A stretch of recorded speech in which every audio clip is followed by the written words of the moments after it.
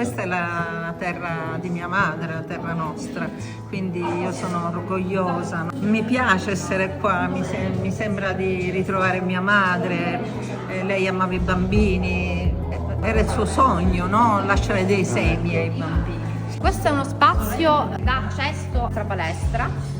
In realtà una palestra inutilizzata perché chiusa da qualche anno, bisognerà ristrutturarla, ma per questo occorrono ovviamente dei fondi. Speriamo che il Comune presto possa darci questo grande regalo, farci questa grande... Magari è l'occasione della mostra. Ma magari che questa è l'occasione giusta. E questo corridoio è stato rinfrescato e ripreso dal Comitato dei Genitori, un comitato che per l'occasione ha dato dimostrazione di una grande disponibilità, ha lavorato sostenendoci anche in queste piccole opere di restauro di alcune parti della scuola. Qui io vedo l'amore di tutta questa scuola, ogni persona ha messo veramente tanto per fare questa cosa, che magari non è la grande mostra che stanno facendo i Letizia in giro, ma per me è molto più importante qui, dove i bambini stanno partecipando a questa cosa. Sapete a chi verrà intestata la scuola? Sapete?